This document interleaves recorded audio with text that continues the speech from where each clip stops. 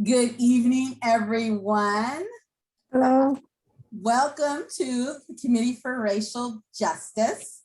We are presenting tonight a lively discussion. And I just want to start by saying that although we are virtual, the geographic area of our committee represents the traditional lands of the following Native people, the Chumash, the Tongva, and the Quiche, as well as our Black ancestry who helped in building this area.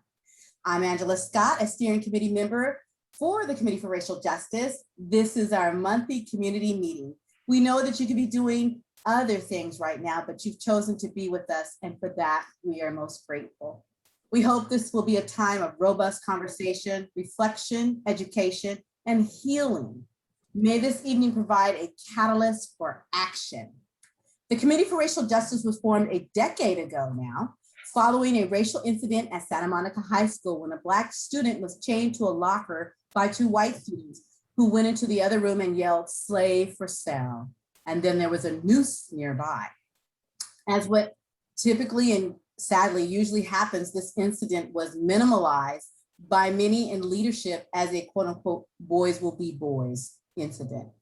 Nevertheless, CRJ were formed and is working against racism because of that incident and ever since then. We work primarily in the areas of education, housing, mass incarceration, and police brutality.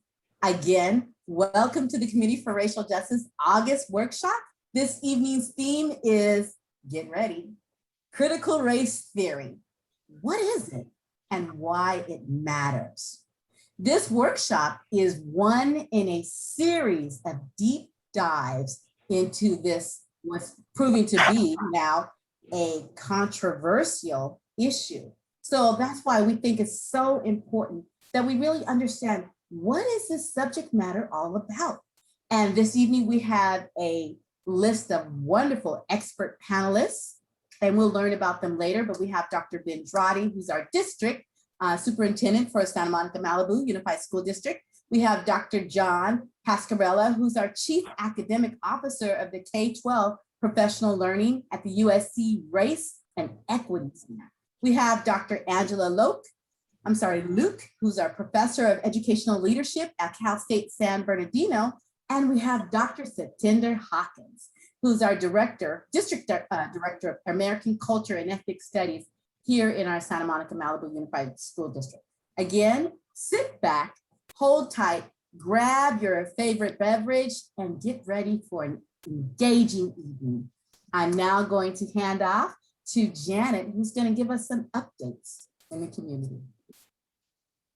Thank you, Angela. I'm Janet McKithen, and I'm also on the steering committee, one of the founding members of the Committee for Racial Justice, and I also welcome you here.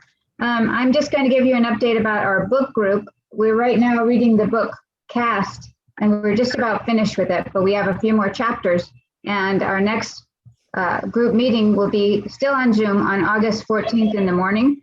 If you'd like to be a part of it, you can still be a part of it even though it's almost finished with the book, because at this meeting is when they decide on the next book.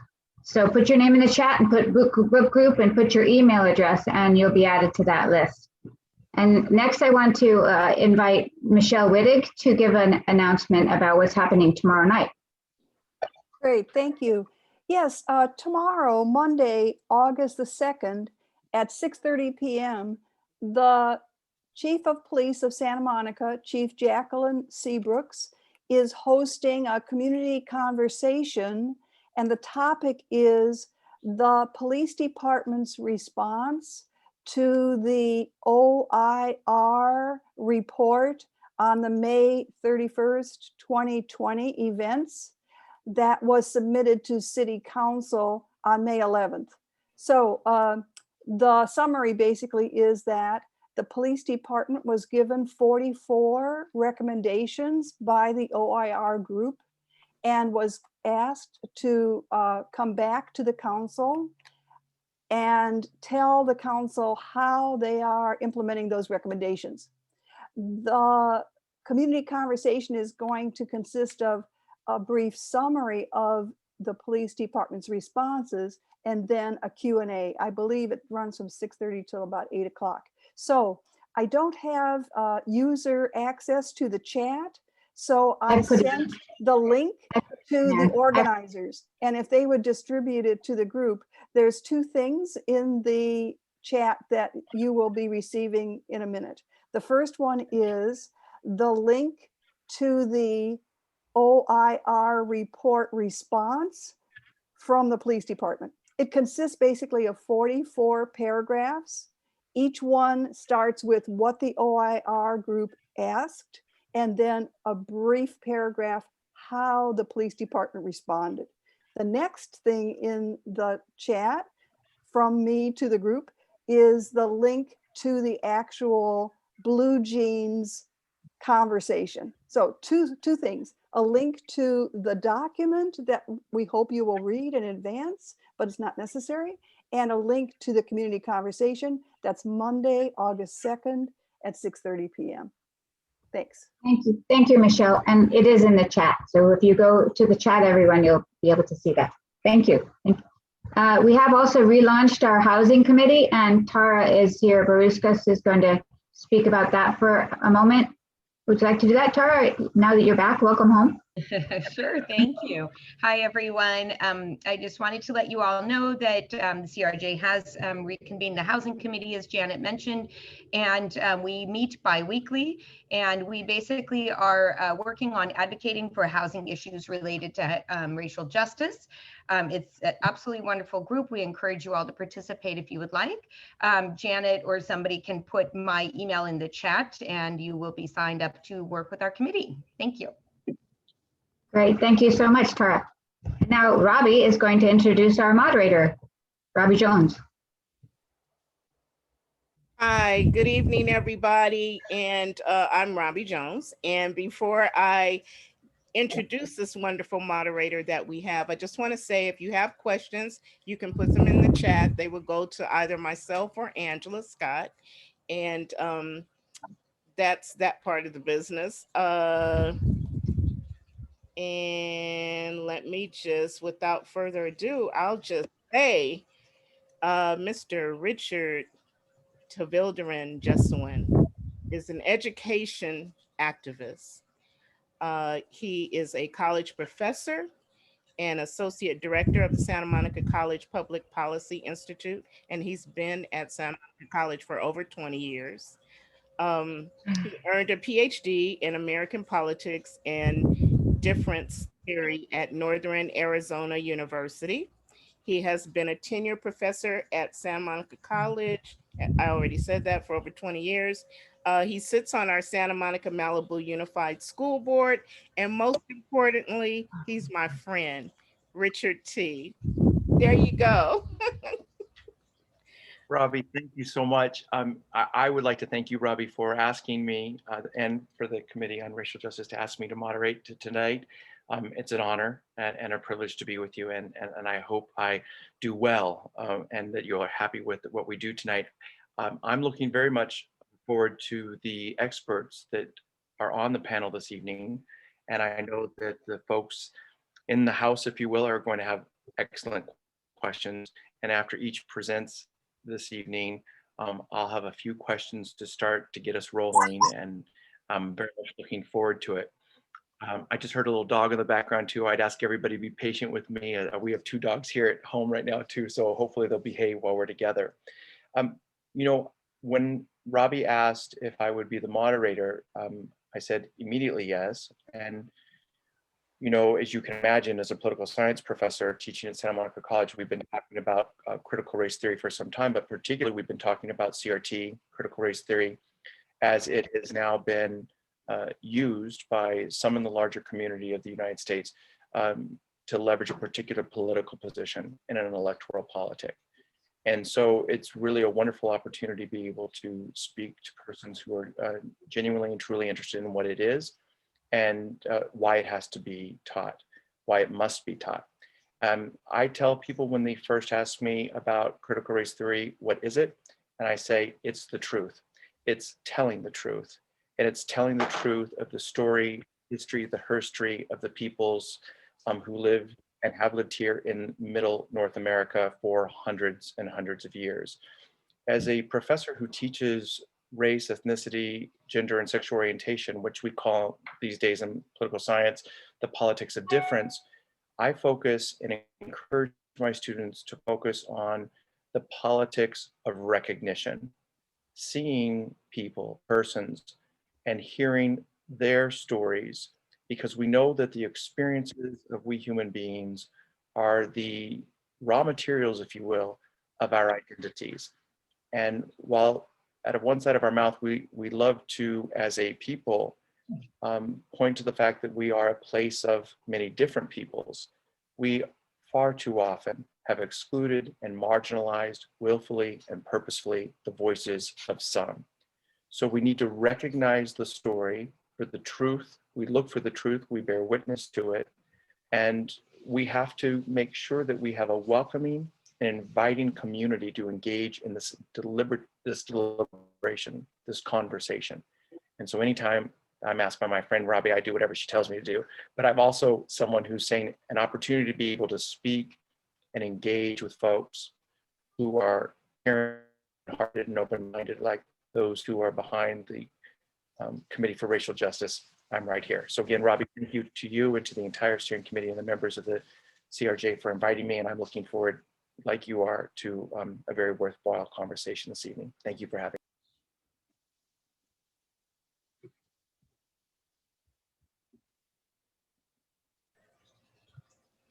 Okay, it's my privilege to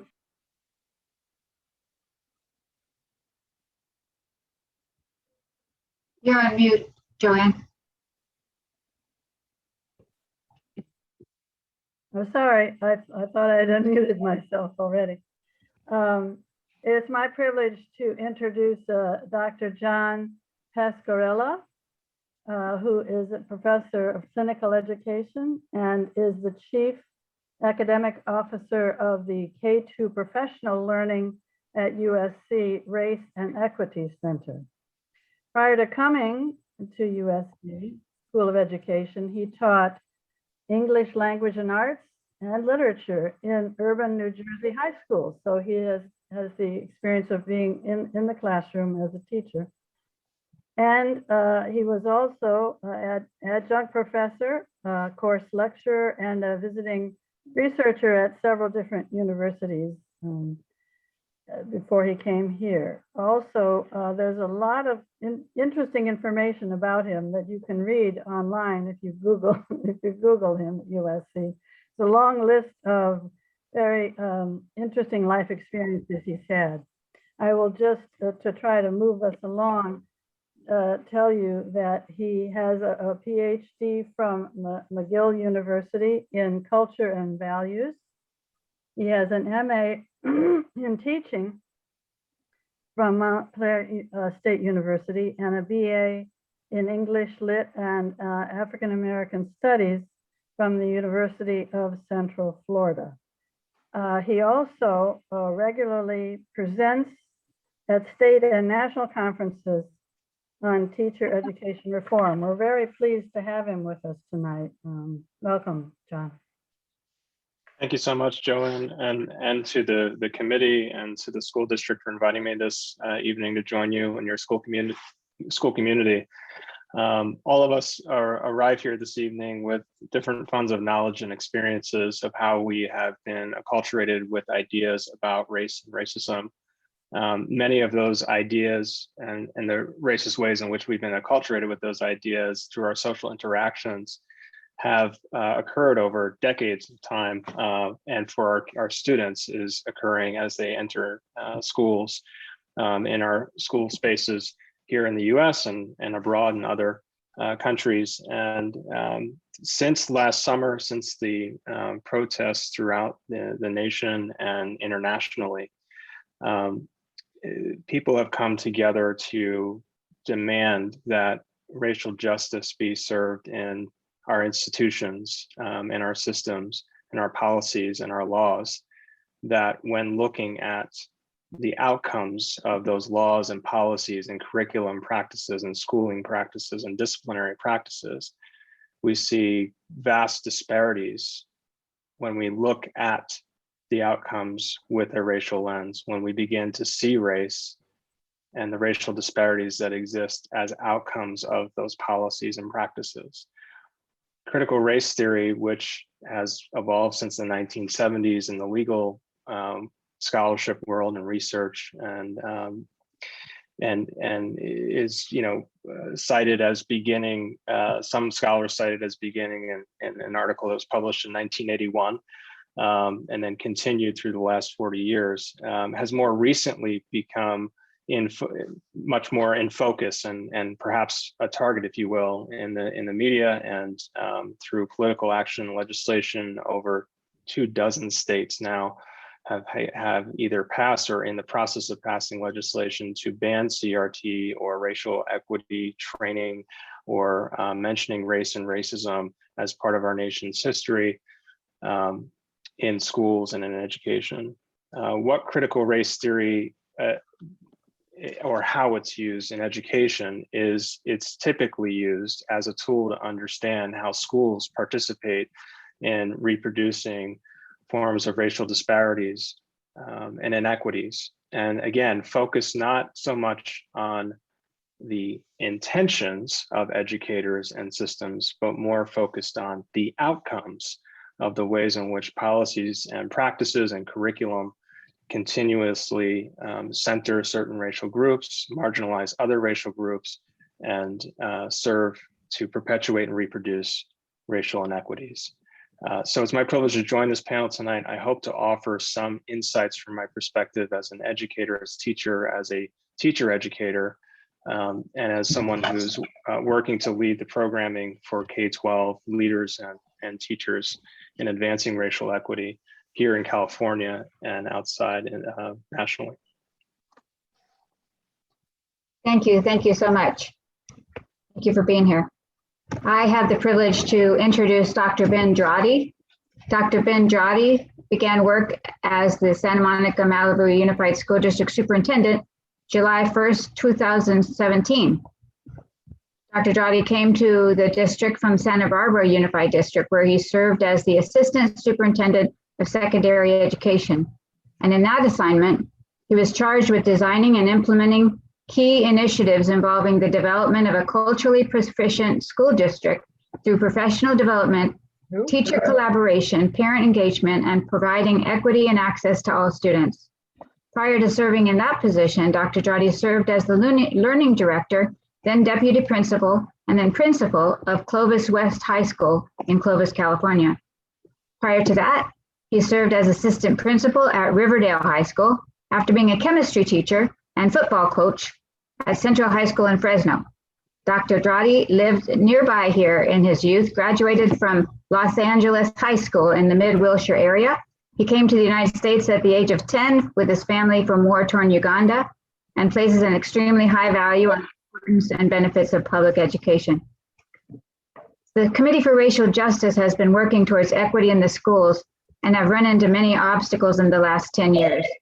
If you've been with us for a while, you know that we don't always agree with the superintendent or the school board. We are not interested in rubber stamping, but in systemic change.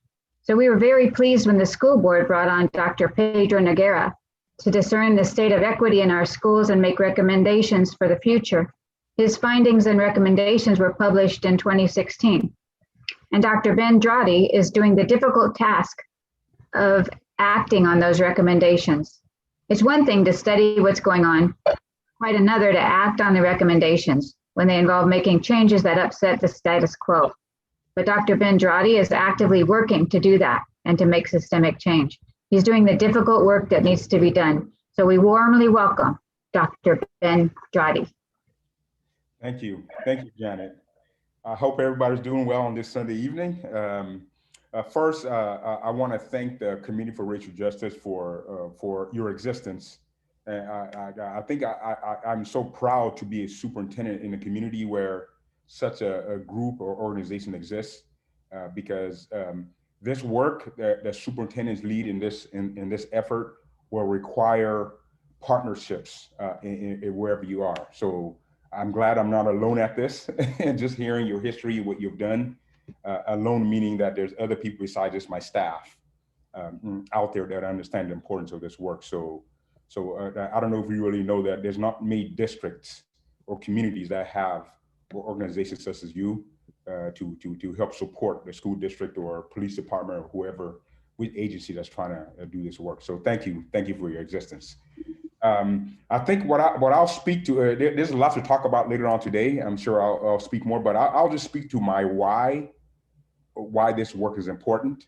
And it's a personal view of mine, but obviously each person's, whether you're a teacher or administrator or a board member, you have a personal reason why you do what you do, and it's actualizing your work. So why is this important for me? You mentioned before, Janet mentioned I was born in Uganda, and I have a certain perspective of how societies operate, and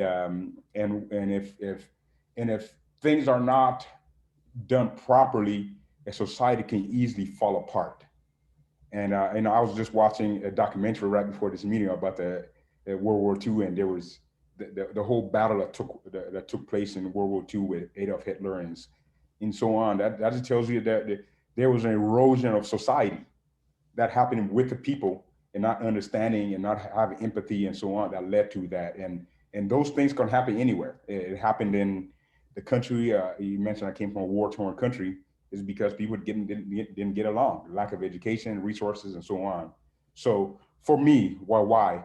We need to teach all of our students to acquire the knowledge, attitudes, and skills needed to function effectively in a pluralistic democratic society. We need our citizens to be able to interact, negotiate, and communicate with people from diverse groups to create a civic and moral community for the greater good. So that's a macro view of the importance of this.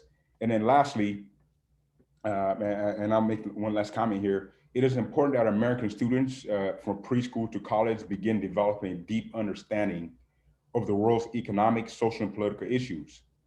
A Coalition for International Education cautions that the global competence in the 21st century is not a luxury, but a necessity, okay? Whether engaging in the world or our cultural diverse homeland, the United States future success will rely on global competence of our people. So this is for our survival. This is for our existence and the vitality of the United States. So that's why this work is so important. And the only way we can navigate all the people in the United States and make sure that we're operating in harmony as much as possible is to understand our issues politically, economically, socially, so that way we can understand each other. So that way we don't end up like what happened in World War II. Or, I mean, we saw remnants of it on January 6th of how things can go awry right away. So this is very important work that we're doing, and I thank you for engaging in this conversation.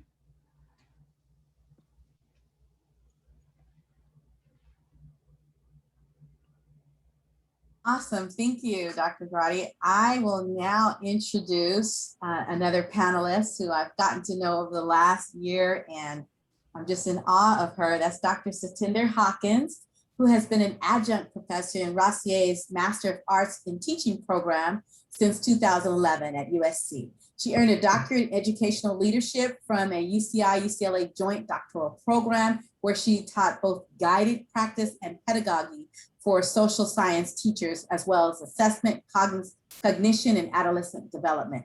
She is currently the District Director of American Culture and Ethnic Studies in our SMM-USD district, where she helps to integrate the social justice standards into the curriculum. So here we are, Dr. Hawkins.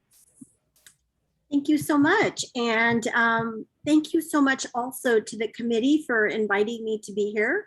I'm really excited. I'm really excited because I think I'm going to learn a lot myself. And I think that's one of the reasons I became an educator, is because I love learning new things and get the opportunity to do that.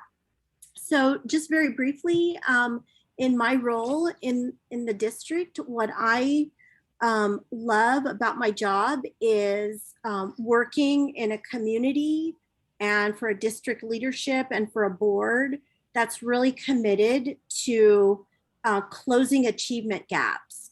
And I feel like we constantly say that in education. You can see that on any district's website. But in Santa Monica, I feel like we walk the walk as well as talk the talk. And so for me, after 30 years as a classroom teacher, it's been really wonderful to come and join the district as a coordinator where I can help to improve the instructional strategies in such a way that we recognize the needs of diverse learners. And I'm going to just to kind of close out my comments, I want to harken back to something that Dr. Pasquarilla said, which I thought was a perfect summary of the CRT. I think one of the misunderstandings is that that somehow educators are going into like in K through 12 and teaching CRT. But in fact, I think the bigger purpose of it is to help educators improve their instructional practices so that they are responding to the needs of our students. And I think that's what I'll talk about a little bit more later on tonight. So what are we doing as a district in terms of our instructional strategies to try to bring equity, fairness to all of the really, the beautiful diversity that we have in the district. And one other thing, since Dr. Dratty mentioned that he's an immigrant, I'll say that I too am an immigrant, and I came when I was a little younger than Dr. Dratty. I was about 4, and I think I have that lens that I view the whole world through, that immigrant lens, and in a lot of ways, nobody loves America the way immigrants do, because for me, I can see what my life would have been without this country. And so I'm like very grateful to it. And education is sort of my way of paying it back and paying it forward. Wow, thank you, Dr. Hawkins. I know I'm enthusiastic and just looking forward to this lively discussion. Next, I'm introducing our last, but one of the really wonderful persons that's on our panel is Dr. Angela Luke, who is Professor of Educational Leadership at Cal State University, San Bernardino. Her commitment to developing leaders is demonstrated through her work with institutions, school districts, community organizations, and families, seeking to eliminate disproportionality in suspension rates, representation in curriculum, and engagement with families. Additionally, she works with educators in creating policies and procedures that increase opportunities for equitable outcomes in academics and access. She's a contributing author to the Los Angeles County Office of Education's Supporting the African American Learner, a guide for transforming belief systems and practices for Black students. And she is the leading author of the acclaimed book, Equity Partnerships, a culturally proficient guide to family, school, and community engagement. Dr. Luke, welcome.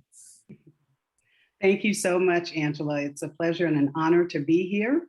Thank you so much for inviting me to participate in this discussion about critical race theory. And so I am going to do a brief talk, just a little bit different probably than everybody else. Yes, I do teach leadership, and I groom educators, if you will, for leadership roles in K through 12 community college and 4-year higher education. So let's just pretend that this is the beginning of a class, a 3-unit semester class, right quick. I am your professor, and during the semester, we are going to learn a little bit about leadership and race in society. How about that? And what do leaders do? So I know I only have a little bit of time, but this is just a brief introduction for you. So let's think about some of the leaders of this country. How about starting with the first president, George Washington? What do you know about him? What did you learn about him in school? All right, so you learned that he was the first president. Did you learn anything or hear anything about an apple tree? Yeah, okay. So you heard about him cutting down the apple tree. Did you hear anything about that he never told a lie? Which is a lie within itself. But anyway, let's just move on. All right, so you've heard those things about him, but did you really learn that he enslaved people? So here's the question. Why only tell part of the story? Why only tell part of the story? So what about some of the others? You had the signers, the authors of the Declaration of Independence. They were trying to be independent from England, correct? All right, so they signed that document that said that they were free from England and the atrocities. But then on the other hand, the irony of this type of leadership was that they themselves were slave owners, right? So you want to be free, but you can't nobody else be free. I don't want nobody else to be free. All right, so interesting that you fought for independence and yet you signed documents that said Black folks were 3/5 of a person. And you continue to make slavery legal. Okay, all right, so continuing on this journey quickly, in the book or one of the texts that we're going to adopt or at least look at, there are like 200 pages. And even though slavery lasted for about 400 years, we have about 4 pages about slavery in there. All right, so 4 out of the 400, and one of those pages is filled with half a page of a picture. Okay, maybe 2 of those pages have half a page of a picture. All right, and the picture, one of the pictures is waiting for auction. So you have a picture of enslaved persons and they're beautifully dressed, they're laughing. You have someone holding the child's hand, someone cradling a child, but we don't get to talk about those families, do we? Are we including those families in this leadership conversation? What impact do decisions make and have on families? Do we deal with the psychological impact or the effect on them? Well, while we're talking about it, let's discuss Gone with the Wind. How many of you have seen that? All right, so did you notice in the background, because they have to try to keep the lie straight or the story straight or the truth straight, whatever you want to call it. Anytime there were Blacks around, a lot of times the music would change tempo. Supposed to be a little happy, go, diggity in there. So because it was supposed to be a happy life. So they would change the music in the background. So the next time you decide to watch Gone with the Wind, and think about that. Think about also once they started moving from the East Coast to the Midwest, that was called the westward expansion by some people. But, there are people who would say that when you normally just roll over, just, knock people over and kill them, it's usually a genocide. Some people even called it a trail of tears, but in the history books, we call it a westward expansion. Then we're going to talk a little bit about leadership, about this guy named Hitler. Some people call him a leader. About the Germans and the Jews, you remember hearing that story? Yeah. But he wasn't even German. Okay, so you had someone who was very successful with propaganda and the psychology of lying. The longer you lie and the stronger you lie, the more people will believe that. Have we heard that in recent years? I thought so. Okay, all right. We have so much to discuss in this class: the internment of the Japanese, we have the free labor, we have civil war, we have the criminalization of Blacks, and we're also going to encapsulate that in leadership and looking at leadership styles. So just also know that termination is the language that we use is very important. Just for instance, let's just bring it right up to date. January 6th, was that an insurrection or was that just a day for tourists to come and visit? Language is very important. Lastly, I'll make my point. CRT, critical race theory, is really about countering the narrative. The narrative that most of us have read, heard, and continue to perpetuate to a certain degree if we are not careful, if we're not learning, if we're not educated about things that has been told over and over and over again. The breadth of it, the depth of it, it's systemic in our educational system, in our legal system, in our government, and in our policies. So here's the question: why only tell part of the truth if you're going to tell the truth at all? Some may ask the question, well, maybe it's that we can't handle the truth. I think we can. Thank you so much, Dr. Luke. Whew. This is, like I said, everybody sit back and get ready for a lively discussion. And having said that, I will now return it back to Dr. Talvidaran Justwin, who will lead us through this topic. Thank you, Angela.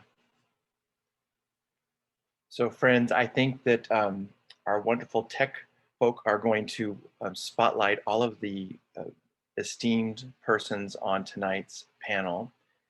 I want to say to Dr. Luke, thank you for telling the truth so beautifully there. Each of you all did that. So I will tell those watching in the Zoom world that each of us have agreed here on this panel to go by our first names.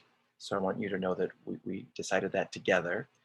And I have just 3 questions to start because I know the audience members, they are very excited about asking questions. And I believe that our hosts are sending those instructions through the chat room so that persons can be directing their questions for panelists through, I think, either Robbie or Angela, but you'll see that in the chat room.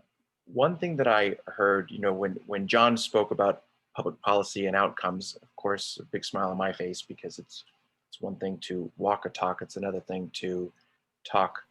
Did I get that right? Help me out, friends. Did I do the right? Walk the talk, right? We want to walk that. What are the outcomes? We often talk a lot in our communities about equality and equity, but how do we actually measure outcomes and what outcomes are we looking to see?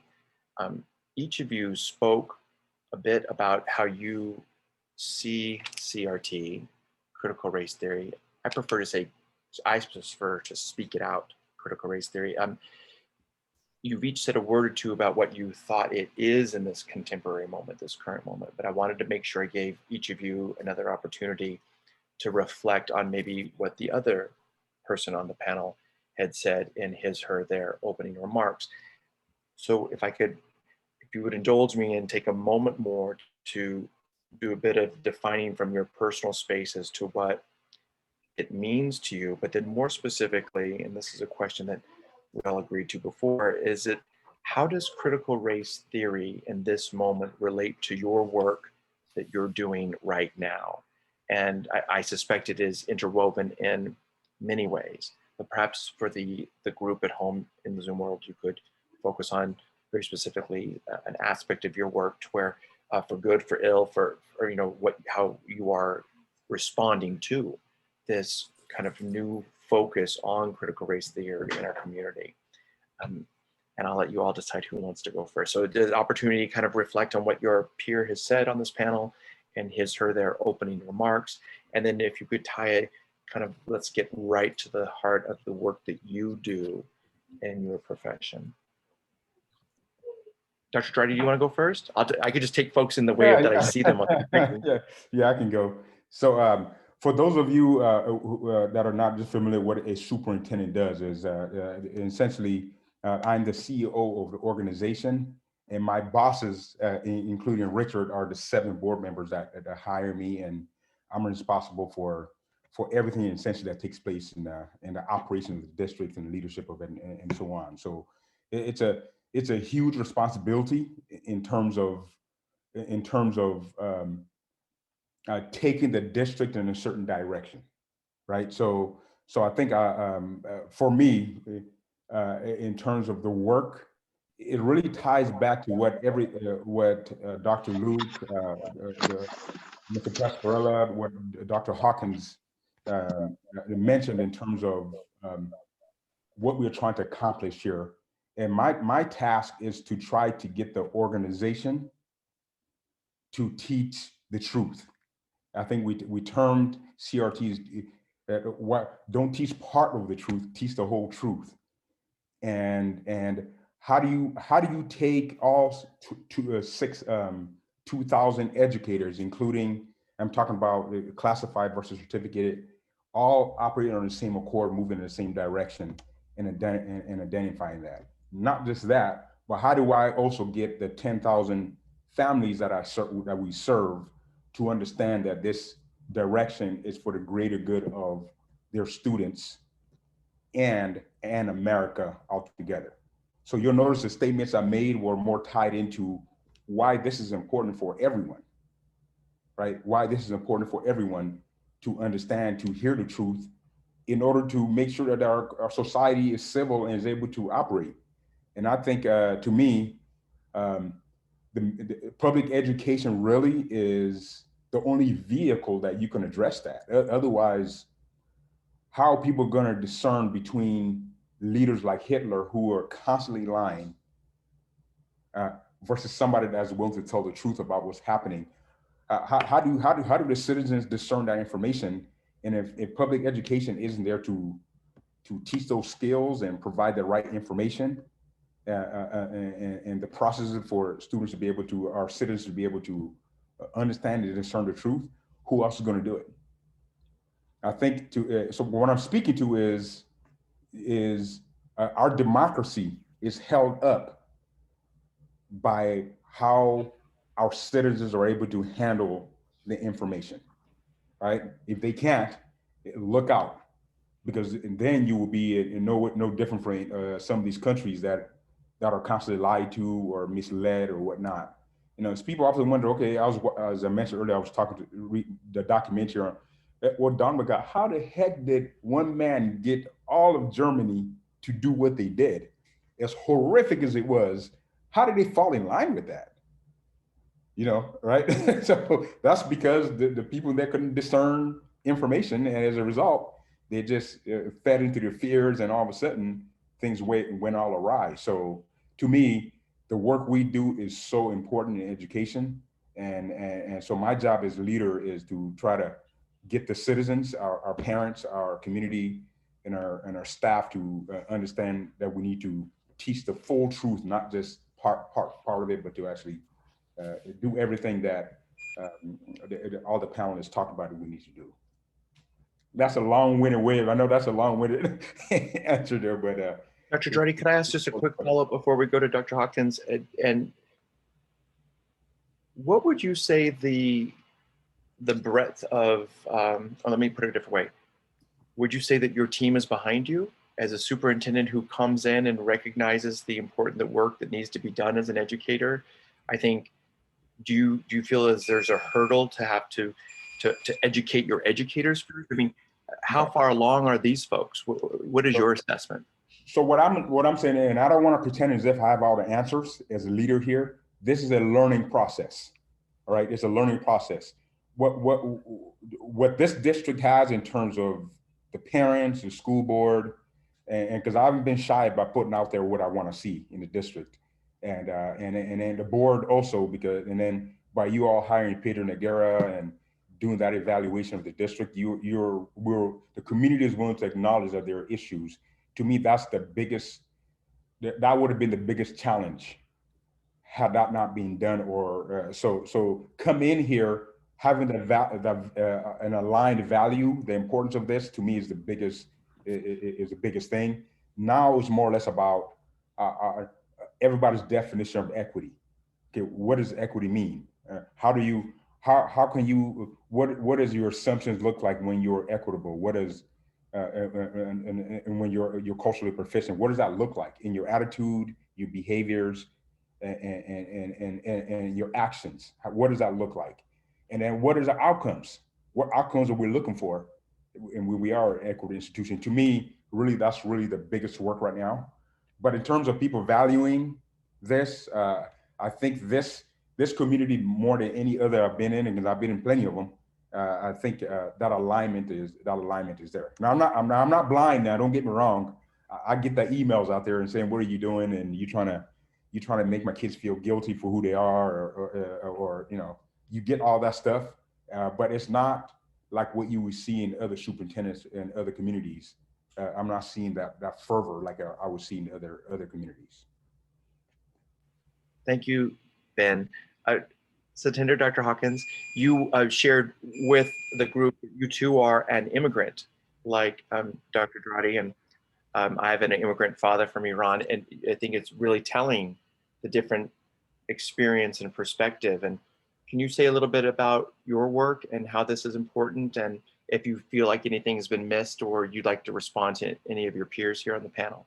Yes, absolutely. I wanted to first kind of go back to what Dr. Luke or Angela, I guess we're using first names. I have a really hard first name that nobody can pronounce. So, but Angela said something that I think is also really crucial. It's telling the whole story. And I think that there's a lot of, so people in my age cohort, I'm pretty old, we learned a certain kind of history. I learned, as Angela was mentioning, I learned that George Washington chopped down the cherry tree. He never told a lie. I learned all of this really glorious history. You know, we declared independence. That was what history was when I was a kid. And I think there's a lot of people in my age cohort who learned history in that way. And they're afraid that somehow if we tell the truth, that, you know, Thomas Jefferson wrote the Declaration of Independence and he had slaves, that somehow that duality will destroy America. And I don't believe that. I believe that the truth makes us stronger. And so I wanted to kind of reference that thing that Angela said, because I think that's really important. So that's what I think my work is in the district. It's like, how do we tell the truth in a developmentally appropriate way? And I'll tell you, as an immigrant, I love America. And I have no desire to destroy it, you know, the way that some people see CRT as like, we're trying to destroy the system. I'm not that person, but I do believe that there are things in our society that need to be improved, and telling the truth is a way to go about doing that.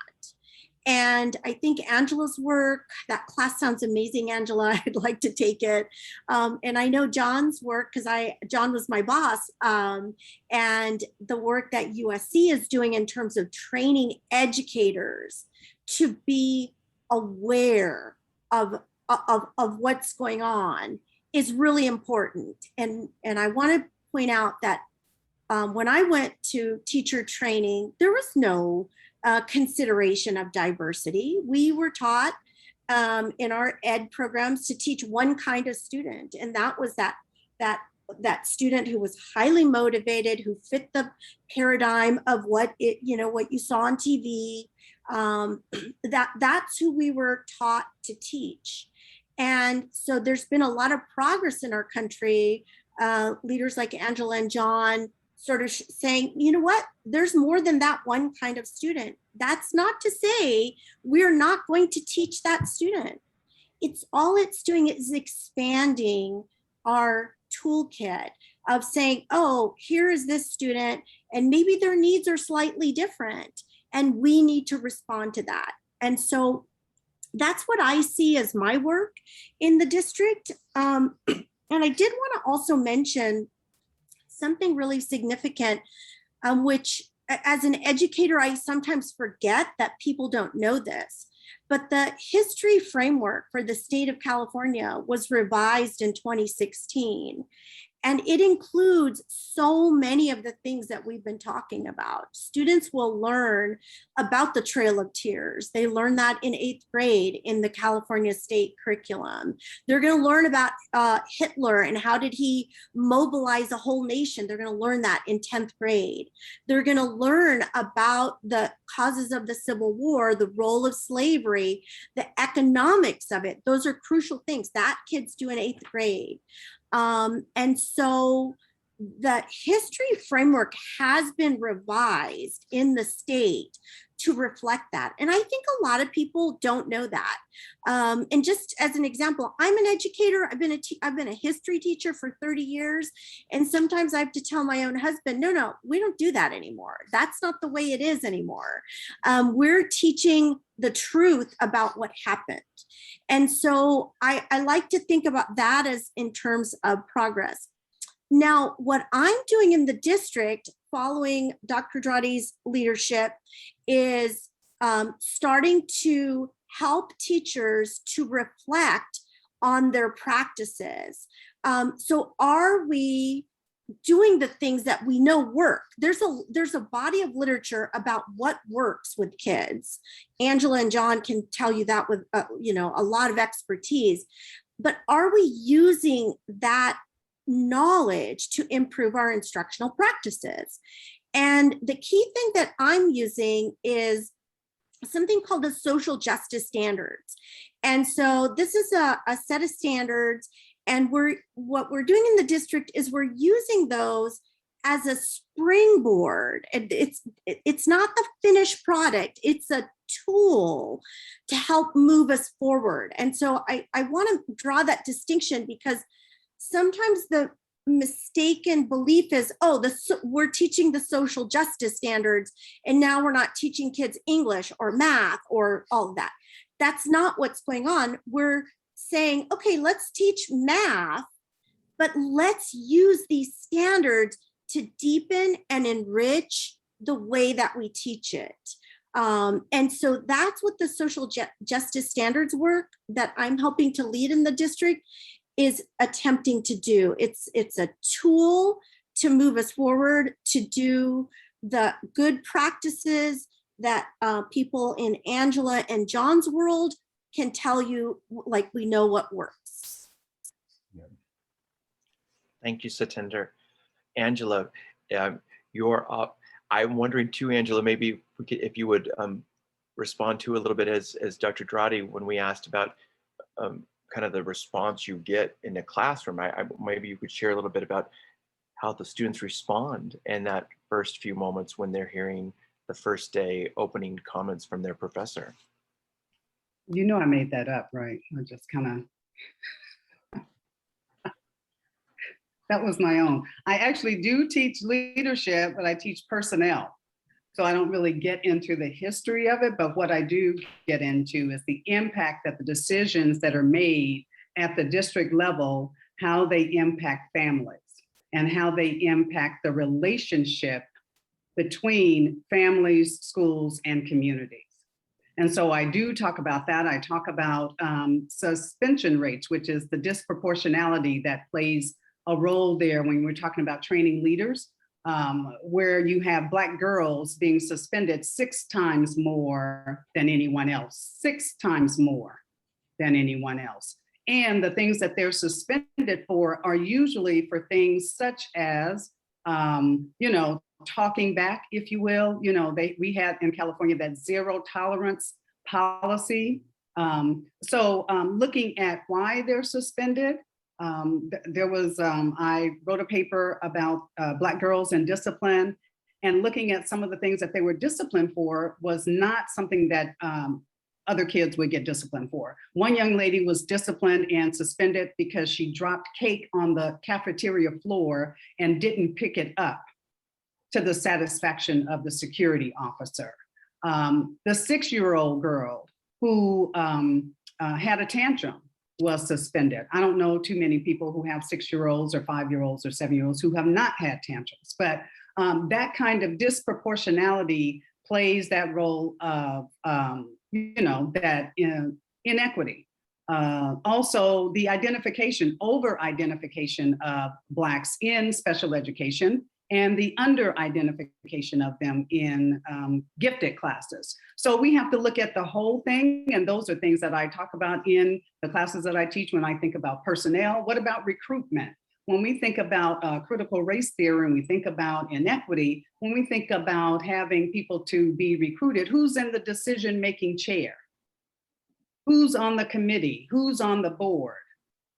So that you're applying for a job, But if your name is Shaniqua, and those are tips for like key things that sometimes people just throw it in the trash. They don't even pay any attention to it, even though you may have the qualifications. So in my class, we do start off with different kinds of things. I do believe in experiential learning. I'm one of those that really loves to do and practice experiential learning. So whatever it is that my students can do, I used to have a class that would allow the students to go and participate in an activity or an experience where they were the only one of whatever that is. If you're a Black woman, we don't need to do that experiment because we always are in those kinds of settings. But if you're a white female, for instance, when is it that you're the only one in a setting? And you couldn't go to a place where you were being serviced, like the nail shop. That would not count. All right, so you had to have something that was meaningful, something that would be reflective, and something that you would take with you into your classroom so that you would know or get a sense of what it feels like to be the only one in that class who may be gay, who may be Black, and they're mostly whites or anything else like that. So that's what I'll say about that. But the leadership class, we talk about leaders, making the decisions, looking at the impact, and how do we continue to engage and make sure that families are welcome, that they feel a part, and that they are participating in the process of making policies and procedures. Thank you so much. John, what are you thinking about this, and how does this relate directly to the work that you're doing today, which we know is great work? Oh, it's so hard to follow those responses, so I'll try to hit a few points. I grew up. My parents split up when I was 8.5, and from that time onward, my mom enlisted in the Army, and we moved around quite a bit. By the time I graduated high school, I had gone to 13 different public schools. And I lived in low-income, quote unquote, urban areas. And I lived in Army bases, and I lived in, and by the time I graduated high school, I found my mother had remarried, and we found ourselves in a primarily white, working class, middle class community. And through that experience, once I entered college, and those 4 years of college of being sort of in one place for 4 years, I began to question so many things. And part of that questioning was having faculty teaching my basic education courses, history and literature, and humanities, and through the lens of having a sort of social justice and equity lens. I began to learn more, as Angela was, Dr. Luke was speaking earlier. I had professors who were teaching the general ed requirements through a racial equity lens that was sharing stories and histories and literature, amazing, profound, beautiful, painful, difficult, and more, comprehensive, more illustrative of the human experience, of the American experience, as all these peoples made up, our history and literature, and that. What I began to do was reflect on, become through multiple realizations that the various curricula I experienced in public schools, even though I had gone to 13 different schools in 5 different states along the East Coast, really had centered white, European, primarily male perspectives. That math and science was taught from a race neutral perspective, that the standards used this cloak of race neutrality, which in fact meant race invisibility, and the approach to knowledge and skills and content achievement, mastery, and so on of those knowledge and skills. And so, I think that sort of period through undergrad was an awakening of a different kind, because it made me draw connections with the various friends and relationships I had, platonic and intimate, partners through my teenage years, of different racial, ethnic, linguistic backgrounds, different from my own, who, although I always was committed to thinking of myself as equal and not superior to someone else due to my race or ethnicity, I was benefiting from systems and policies and curriculum that centered people like me, and centered my heritage's immigrant story as opposed to others, and left out quite a bit of the histories of Indigenous and people of color in those histories and telling. And this is across racial diversity and ethnic diversity of teachers and principals in those schools. Those curriculum and policies still center white experiences. And so I think that as we look to how so many people have across racial and ethnic lines have come out to support Black Lives Matter, to protest racial injustice, we are still continuously in schools and in systems that exclude the stories, perspectives, the voices, the communities that make up our country, our nation, our schools, our regions. The critical race theory being cited as the problem, well, it's being defined by different folks in different ways. And as a result of those prevailing definitions in news media and or politicians using various different definitions, the ultimate goal is, let's not talk about race and racism in schools. And that comes through in the very words of the legislation that's being passed in various different states and regions. And so the question then is, well, why? Why don't we want to talk about race and racism? Why don't we want to talk about our racial history? Why do we want to question policies that continuously benefit people of a certain racial group, that behave a certain way, that is approved by laws and policies, and or are centered in curricula that we're teaching in our schools? And so the question comes back to, I think, what do we think collectively as a society, as a culture, of what constitutes normal? And when we unpack this idea of normal or normalcy or neutrality,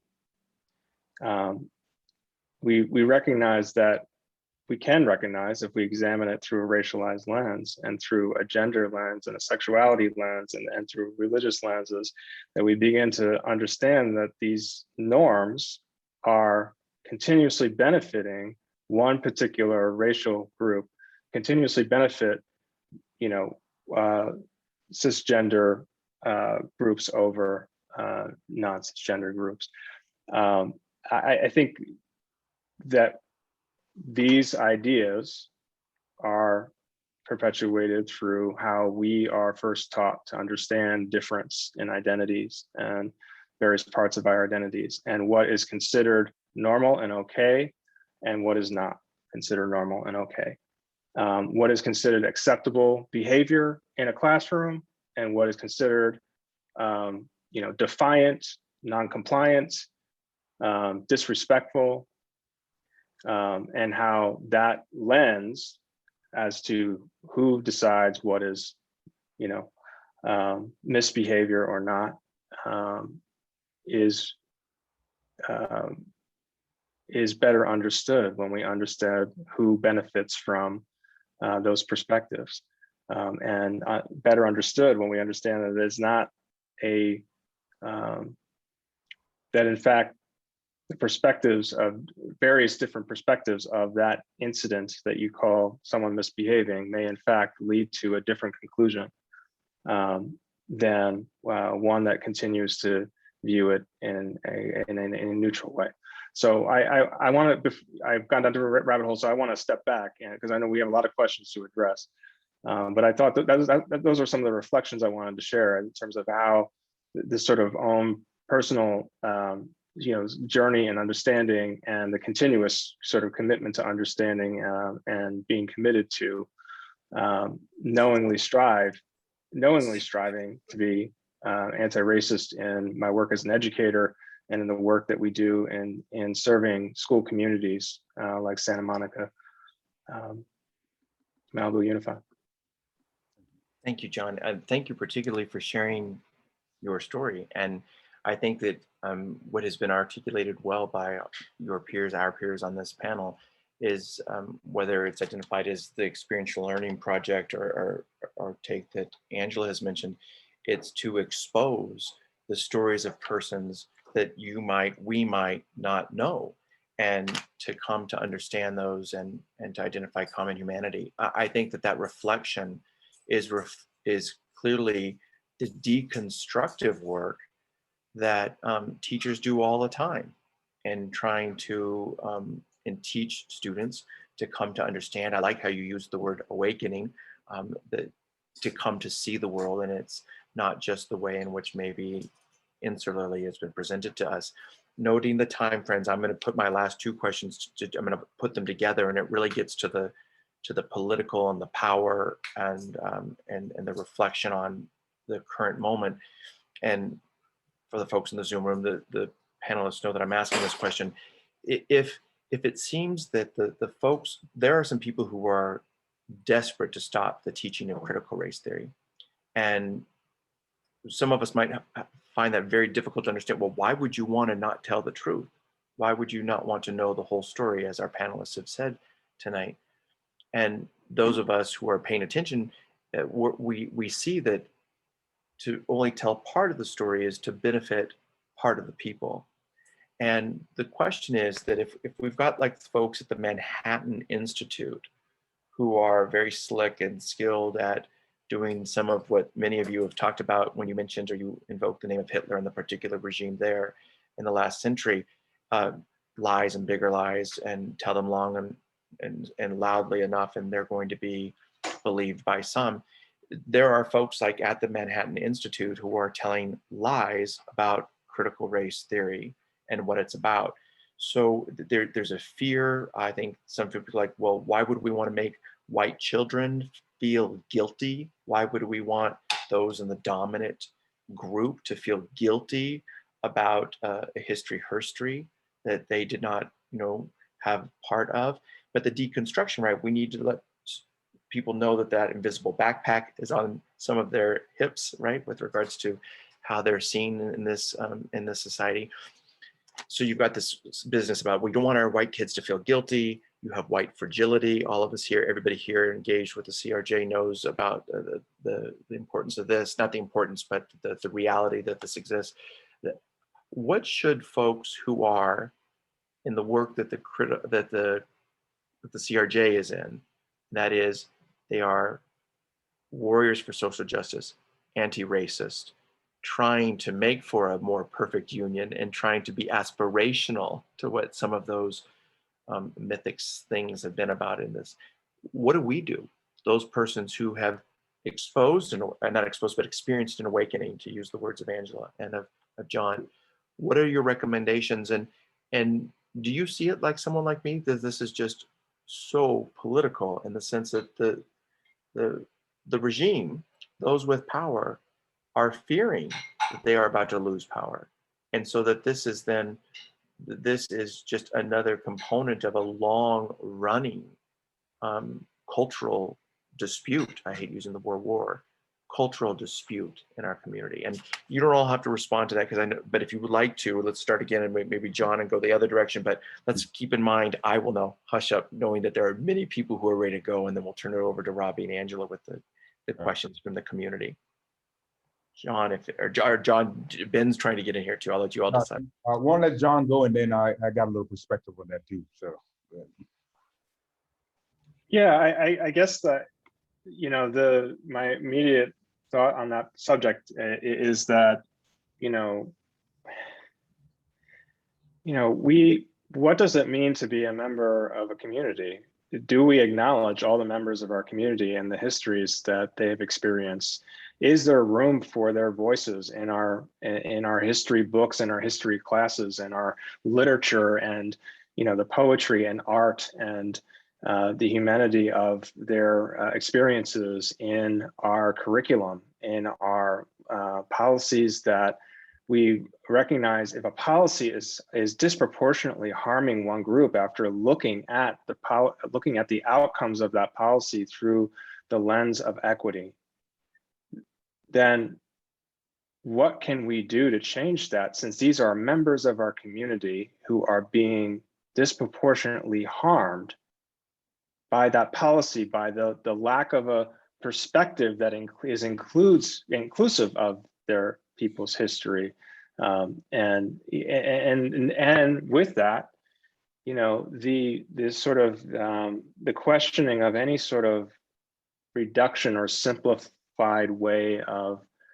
talking about someone's racial background or ethnicity or you know, and or gender, or the way in which they choose to express their gender identity or sexuality is diverse within a person, yet alone across different members of a family or a culture or a race. And so the point being is that our I think our push to make everything more simplified and reduce it down to, well, it's he or she. Actually, it's not he or she, right? And it's black or white. No, it's not black or white. In fact, there's multiple ways of and histories and ethnicities within Black folks and their heritage, and as is with white folks, and as is with every other socially constructed category of a racial group.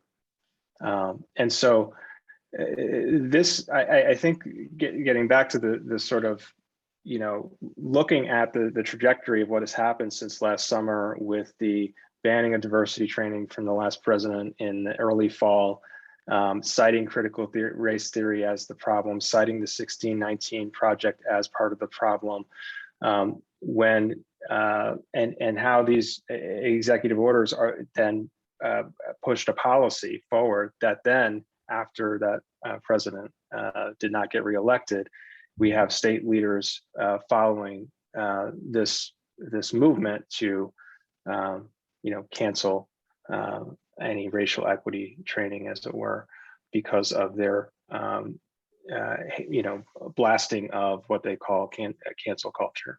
And so I guess the question I again sort of come back to is, how is what we're doing for all of the people? Mm-hmm. It is what we're doing for all of the people in our community.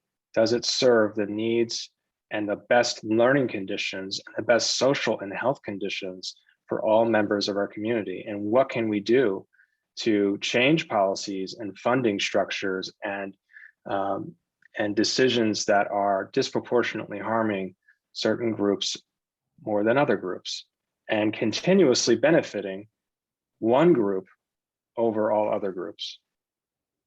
Yeah. I think I'll probably just add something to what John said.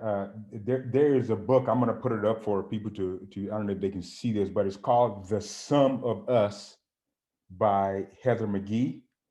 And this is a book that was given to me this past spring, and I just fell in love with it. So for those of you that don't have time to read, you get the recording too, but in your car, you're in a 405 freeway, you can catch up on it. But it's a powerful, powerful book that really explains how racism hurts us. Okay, hurts us.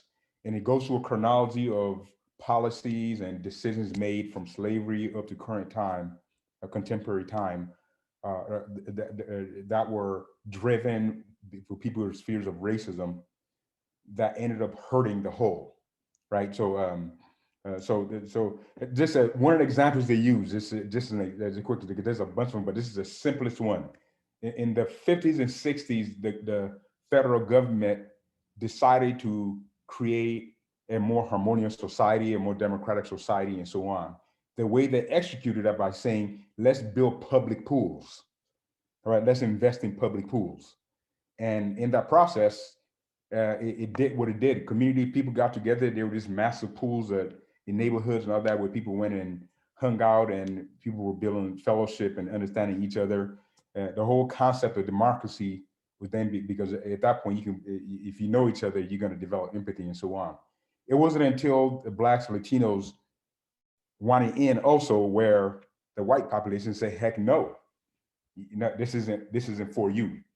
At that point, ACLU, NAACP, obviously there was a lawsuit, and the federal government ruled on behalf of NAACP, ACLU, and really integrated the pool, access to pools. But the response was that, okay, forget it then. Let's go after the federal government and get them not to fund pools anymore, right? So as a result, that whole concept just went away because people's fear of integrating that. But at the end, so but you asked the question, what was the cost of that? Who did that hurt? So you can make the argument it hurt. So that's just one example, but there's a series of those things. And I'm actually having the entire administration and I'm having the school board read that book. We start tomorrow on a book study to have that conversation about that, because you'll notice all my comments were all around how to make America better. And if you limit the potential of certain sections of your population, you're going to hurt America. Okay, the potential of America. And I think, to me, really that's where, if we are capitalistic in America, but racism hurts capitalism. It does. Because all of our policies and things that we do, it hurts us, whether it be about healthcare. Some of these people fighting against the Affordable Care Act are the states that need it the most. Like, but they see that as Obamacare, and let's come after it. And we can't give it to Obama to be the one to pass it, even though the whole Affordable Care Act plan was actually a Republican plan from the beginning, right? So all those things are hurt America, and I think, to me, that's where we have to continue to pound away at that, and that's why I have all 70 administrators in the district reading that, so that way we are forming our understanding of why our work is so important for the greater good of America. Thank you, Dr. Dratty. Yeah. Satinder or Angela, would you like to jump in? Angela, you can go.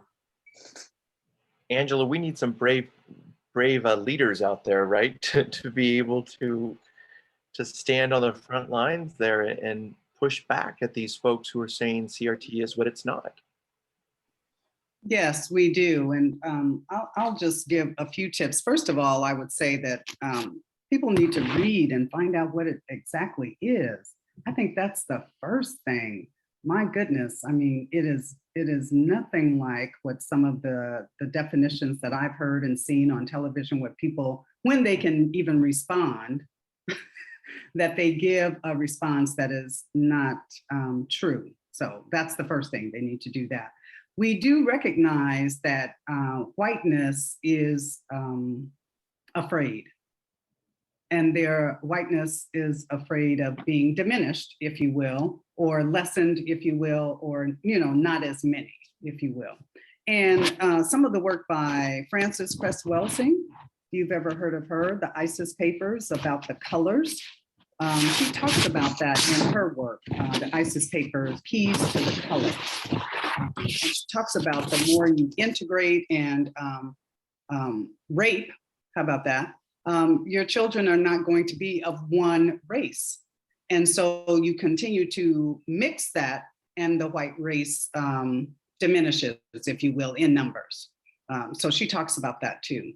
So when looking back and thinking on about what leaders can do, of course, reading and engaging, collaborating, and communicating and being upfront and being transparent, I think is key.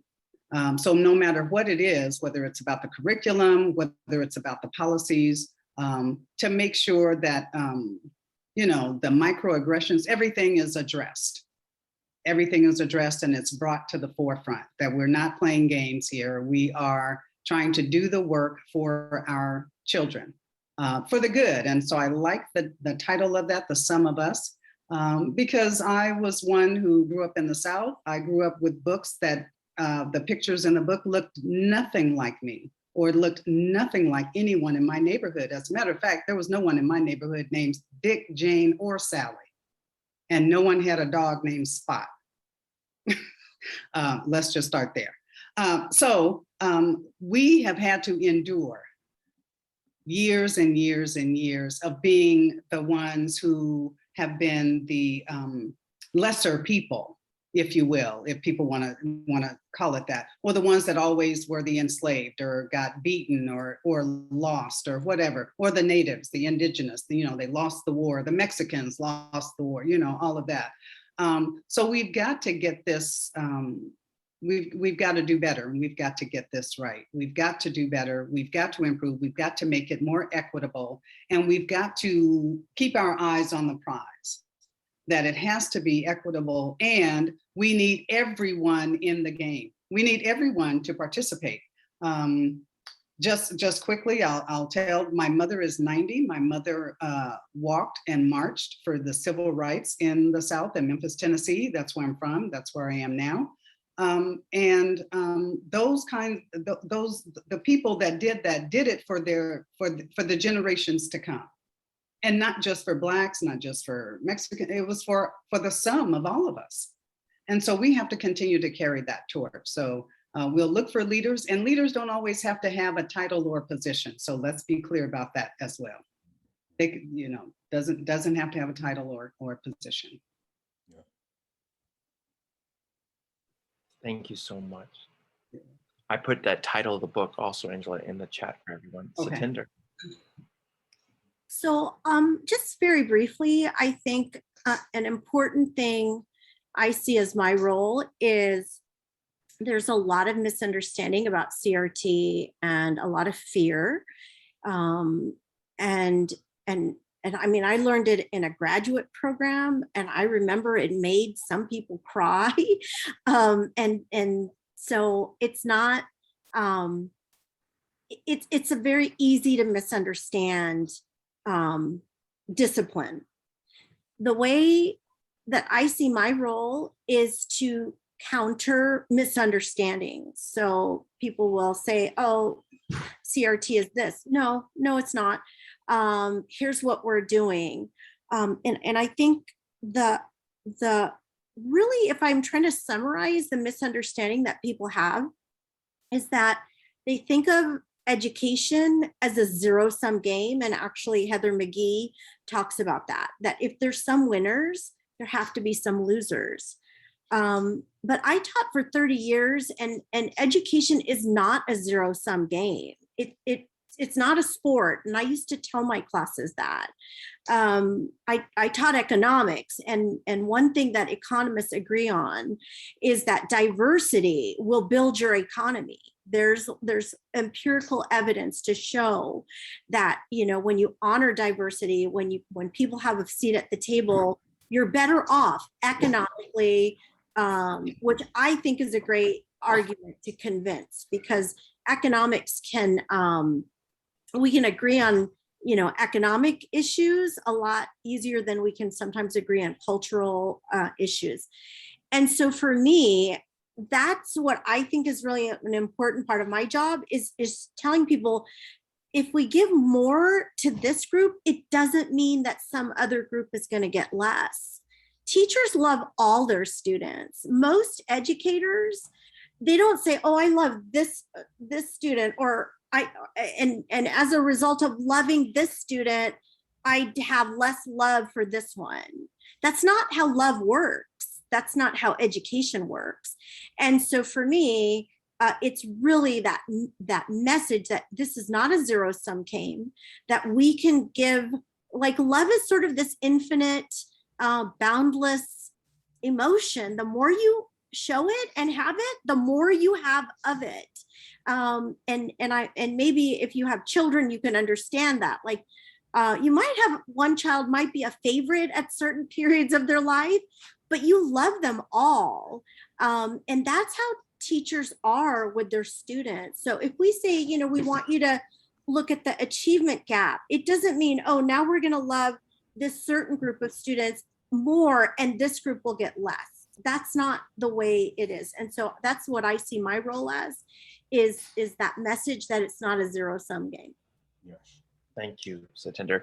I want to apologize for the audience because I've taken up so much time, and but I'm hoping that I could sweet talk our friends here for an additional 15 minutes so that we can make sure we get some questions from the audience, and we'll turn it right over to Angela and Robbie. And this has just been a delight. Angela and Robbie, it's all you now.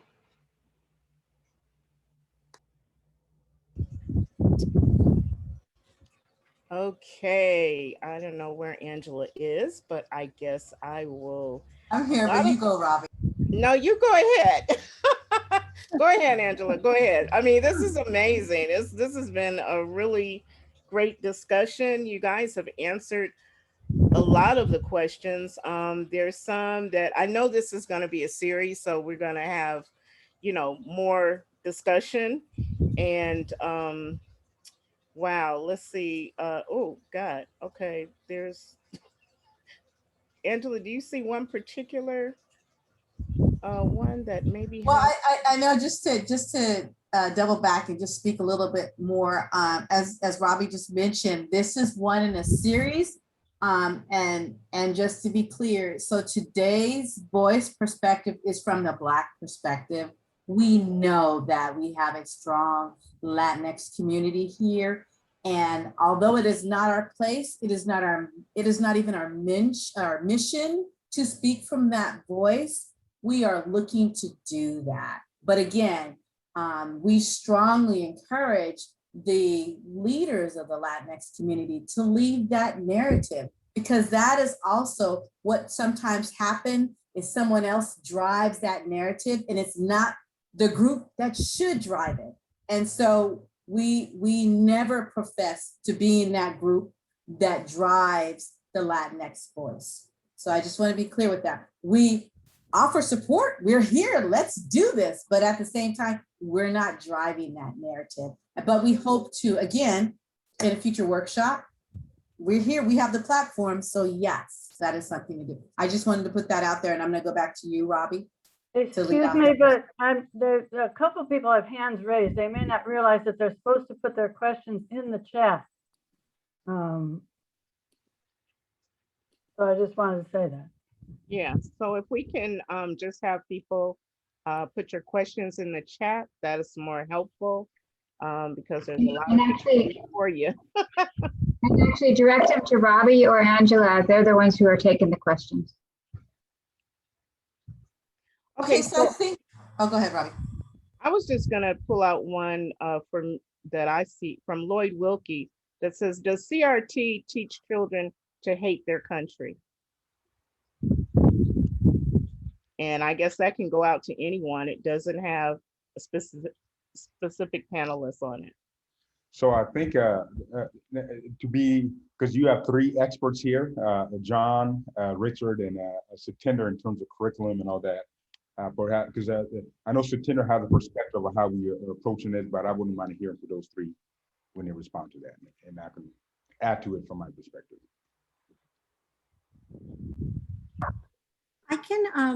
I can answer pretty definitively no. It doesn't teach children to hate their country. I think a really key phrase is in our history is a more perfect union. And I think that's what we're trying to do as educators, is to provide, if I tell you something really awful about me, you know, like some bad habit that I might have, and I do have some bad habits, that doesn't negate the many good things that I do. It just gives you a richer picture of me. And sorry, that's kind of a bad analogy, but that's the way I see it. Telling the truth about our country will make us stronger. I truly believe that. And having worked with adolescents for as long as I have, the idea that they're not aware of the truths out there is a misunderstanding. Young people know. I feel like education really needs to, that kind of education is almost better targeted to my generation, because if you work with adolescents, you'll find they are very aware of disparities and inequities. And here's what's great about adolescents and why I love teaching them. They want to make the world a better place. The vast majority of them, white, Black, Latino, Asian, Native American, it doesn't matter. It's the one thing that I think they all have in common is they have this desire and this interest in making the world a better place. And I'll conclude with one final thought from the educator perspective. It's really important, I think, when you're working with adolescents to make sure that the way that we teach them always gives them a sense of agency and efficacy and hope. I think a lot of adults can be jaded, and I understand that. But I think it's really important that as adults, when we're educating our children, we tell them the truth and we couple it with the message that you can make this better. Because that's what we need them to do. And I believe that they are ready for that task. Absolutely. This is another one. Go ahead, Dr. Dratty, go ahead. Yeah, just to add to that, sorry, I'm not just gonna jump in here, but who have we heard of, who has heard of Bayard Rustin? Bayard Rustin, okay? And not too many people know about him. And I went through the American school system and all that, but I learned about him after I've gone through a doctoral program and everything. But 2 years ago, I was no, 4 years ago, I was at the UC Santa Barbara with the history department, just talking about all these things. And Bayard Rustin, he is the person that worked with Martin Luther King and taught him the concept of peaceful protest, right? Peaceful protest. And you all know about Martin Luther King. We know all about him, but no one talked about how Bayard is the one that actually taught him how to do that. It so happens he's omitted, and at that time, with the Black community, didn't want to put him in the forefront of all, because he's basically the architect that helped Martin Luther King develop the strategy and so on. He was gay. He was outwardly gay, but at that time, the Black community did not want to conflate that. And so they made a strategic decision to say, we need your help. We need your knowledge and your skill, but we can't put you out in the front because we don't want the movement to be derailed or anything like that. So obviously right now, I think that was that time, but the point is, it's not in the history books. It's not written anywhere, right? You have to really go through primary documents and really understand that. So I guess those people saying is that teaching about Bayard in history, I can't see how that hurts America, right? I can't see how it hurts America. Or right now, right in front of us, January 6th is being promoted as a loving experience in which people went to go visit the Capitol. And I happened to be there during that time, dropped my kid off at Howard. It was not a loving experience in that town. I mean, it was a war zone. So, but to teach people the truth about that experience does not hurt America. I think it hurts America if you lie about it, because the chance of that repeating itself stands to be there if you actually don't unpack what happened with it. So we're actually witnessing right in front of us how history is written and how it's shaped. And I'm hoping people take this situation and actually equate it to Bayard and anything else from the past that was omitted, to just see how things were done. So to me, for those people out there, teaching the truth does not hurt America. It actually strengthens. And the only way to address those things is to show examples of what we would do. Anyway, I want to just add that to it. Robbie, can I just add two quick? Go ahead. I Sure. would just say I love what Satinder said about focusing on a more perfect union. And I chose to be a community college professor. I'm so glad I did, and I'm also very proud to say I was a student of June Jordan. And when June Jordan told me that I should go to the community college, she said, "That's where you need to be. That's where the work needs to be done. This is where we need to focus on being better." And when we talk about young people and adolescents and persons, as Angela, Dr.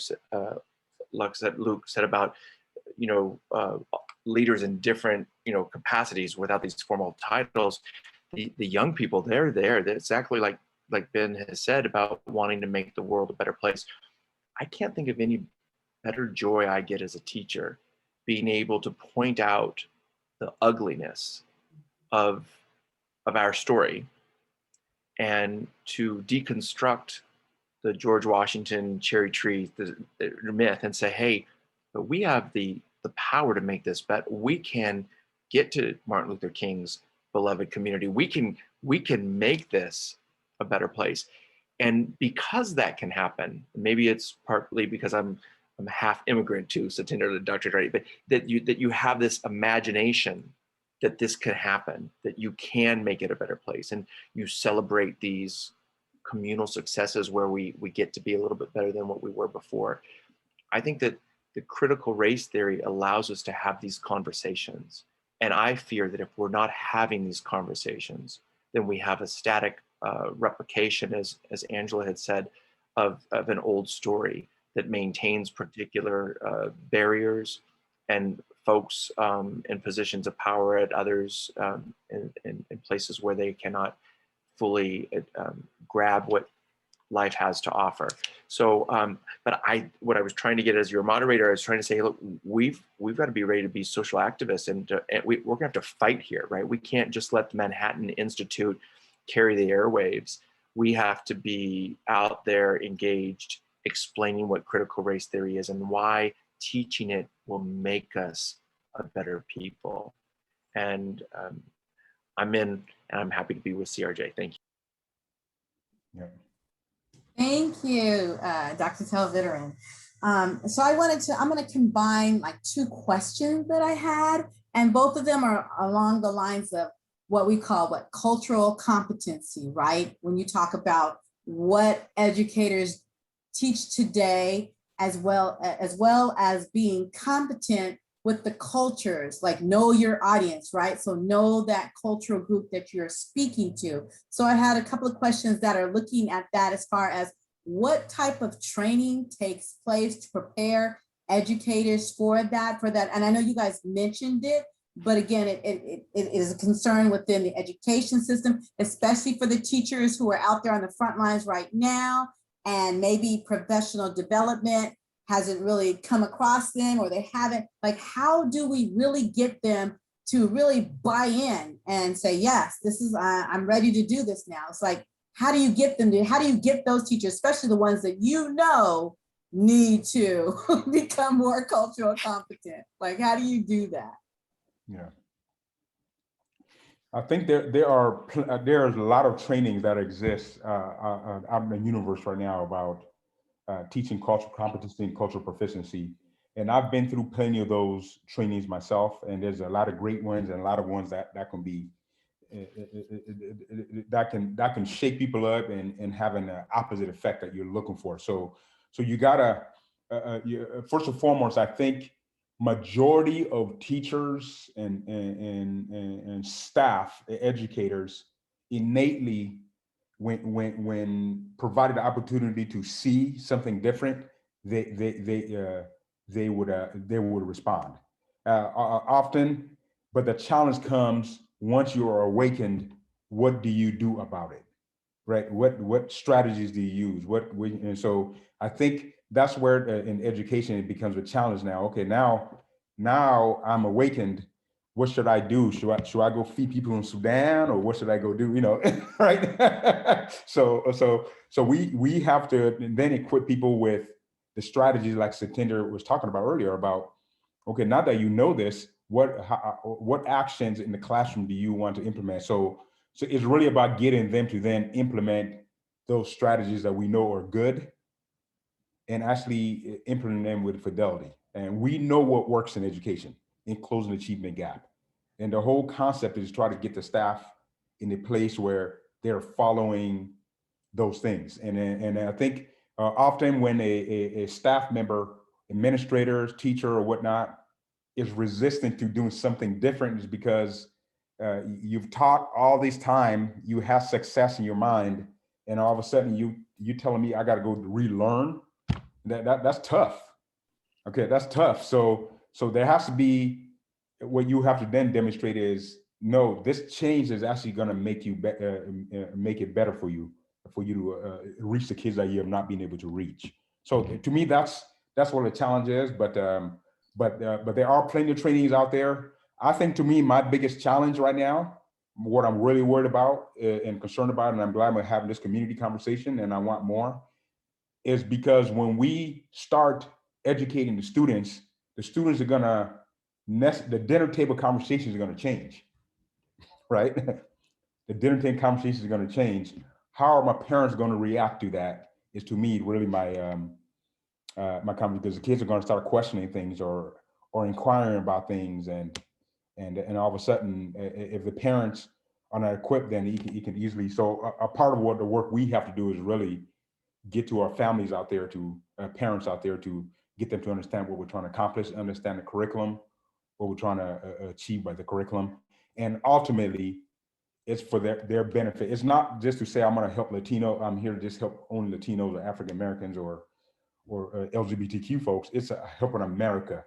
To me, that message has to be really, really at the forefront, to say this will benefit your children and in your country. To me, that's really the biggest challenge. All right, thank you. And I wanted to just jump back in with the other part of that question. So, and you brought up a good, and this is what's driving that other part of that question is, some members were saying, when you have the dinner table discussions and we're talking about our white allies, how do you control that thought of guilt, right? Because that's what's also been part of that whole framework is, this wasn't my fault, like all of these things are part of that concern. So how are you going to be able to address that portion of it with the families that are most concerned about that? And that's for anyone. I don't want to put it on you. I don't want to monopolize that, but I just go from my perspective, just being since I got to live this anyway. So and we all do. To me, CRT, if you read the definition of CRT, it's focused on the system of America, not the individual's prejudice, right? We all got individual prejudice. We're talking about a system that we all breathe. And by the way, when I went through these competency trainings, I needed to check myself as a Black man in America advancing some of these racist policies, right? So I needed to once I learned, oh God, why did I ever do that? Why did I even think that? It's because I'm breathing in this systemic racist air that we all are breathing. So we're all guilty of that. So people say, well, you need to hire more people of color to teach and all that. No, that's not necessarily accurate, because so we have to go through our own journey to understand how we actually feed into the system that is perpetuating racist outcomes, right? So I think maybe that'll give some kind of solace to people out there that no one's coming after you individually as a person. This is more or less about you being aware of the system that's marginalizing certain populations, and hopefully that'll cause that separation in which people don't take things as personal, and we are all guilty of that at some point in our lives in advancing some of the systemic issues that just is a part of America. So I've been given the warning. We're about to end, but Dr. Pasquarilla, can you kind of close us out with some, not to give any shine or any shade to anybody else, but can you close us out, even considering Dr. Pedro Noguera and maybe some of his thoughts at this time, but how are we going to get through this as SMMUSD particularly? What can we do to, I guess CRJ always asks, what can we do to support? We know that we're going to do more workshops, and we'll probably ask most of you to come back at some point. But can you just kind of close us out with some more good closeout? Thank you, Riley. You know, in hearing the last few questions and response from the panelists, I'll just only extend it by offering that, you know, are we thinking about how often we have meaningfully talked about race with our loved ones, with our friends, with our families, with our colleagues? And are we thinking about how we have avoided talking about race and racism with our colleagues and or our families and friends and loved ones?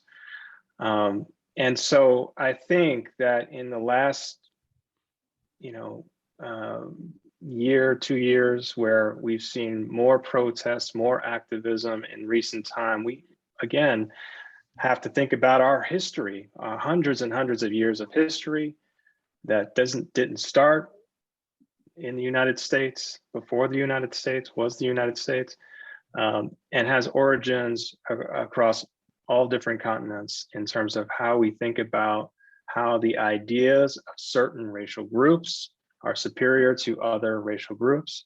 And why is it that by talking about race and racism, that would implicate hating ourselves as a country or as a nation or as a community, when we are acculturated, socialized to understand racial difference from a very young age. And those ideas are passed down from the adults in our community and those interactions we have with others outside of our race and racial group. And it's multifaceted, it's everywhere. It's in the media that we're consuming that reinforces those messages, the films, the television shows, and certainly social media. And so I'll come back to what we do as an institution. Are we talking about race as an institution? Do we understand how to make racial equity operational or as a priority in our institutional goals? Are we willing to look at the structures within our school district, within our school, that results in outcomes of racial disparities between groups, that results in racial disparities? And then are we willing to set goals by looking at those data and disaggregating them by racial groups? Or are we avoiding racial groups and looking at different the ways in which race and racial groupings are reproducing themselves in achievement data and programs that are disproportionately benefiting certain racial groups over other racial groups? And are we willing to acknowledge that and set goals to help change that? And then recognize that what we're doing exists within a large and long historical context. And that we also need to work with community members to engage in best practices that are striving towards advancing racial equity among our community members, and in particular, the learning conditions for the students in our school under our care. And I don't mean that in a strictly paternal sense. I mean that in a justice sense, in a social justice sense. We are, as I think was resonating amongst our panelists this evening, we are involved in the reproduction of the new citizenry, of the next generations who are going to lead and advance social and learning conditions for the next generation. And so I think that we come back to that fundamental question: are we talking about race? Are we avoiding it? Well, over the last year or so, more and more schools are raising their hands saying, we care about racial equity and we want to do something about it. And we want to work with folks that are going to help us learn how to do it and figure out how to do it more purposely, productively, and with that hopefully results over many years, results in more equitable conditions for students. I think many others have perhaps have something else to build on that, but I hope that at minimum addresses your question, Robbie, and contributes something to the audience this evening. Well, I want to thank all the panelists. I want to thank Dr. Dratty, Dr. Hawkins, Dr. Luke, Dr. Pasquarilla, and Richard. I want to thank all of you for being here, and I wanted to thank our tech assistant. We always have those, Louise Dobbs. And I also want to say that in terms of dealing with the families that would get the blowback after the kids come home at the dinner table, possibly there's a place to collaborate with maybe the Interfaith Council or other groups that might be not intimidating to parents who might want to like look at some of these issues, maybe an easy book, like a first starter book kind of thing, and get the conversation going among the parents as well in some kind of non-intimidating. So we should talk about that as well. But we close out with, we want to tell you that the next workshop is not on the first Sunday like it normally is because it's Labor Day. So we're going to have it the next Sunday, which is September 12th. And again, we are having a series on this issue. So stay tuned. And if you have your name in the chat with your little email, then you'll be on the list and you'll get information about that. So we close out with the chant, with the talk back, a repeat, and I say something and you say it back. So we can do it chaotically where everybody takes their self off of mute. We kind of like that because it's the only time we get to be chaotic on Zoom. Normally it's one by one. So you can take yourself off mute and then I say something and you repeat. Okay. I'm not free. I'm not free. You're free. Till you're free. You're not free. You're not free. Till I'm free. I'm free. So I'm not stopping. I'm not stopping. So we're all free. We're all free. Go in peace, y'all. Go in peace, y'all. Thank you. Thank you for hosting. Thank you so much. Thank you. Nice. Thank you, Richard. Thank you, everybody. Thank you, Everybody. Angela. Thank you, Thank you, Dr. Dratty. Thank you, Dr. Hawkins. Thank you, Dr. Pasquarilla. Thank you, Dr. Pasquarilla. Dr. Thank you so much. Good to see Go you. Santa Sonia. Monica. Hi, you guys. We love you, Dr. Dratty. Hey, Clay. Good to see you, Clay. I see you in there with your mute on, Clay Claiborne.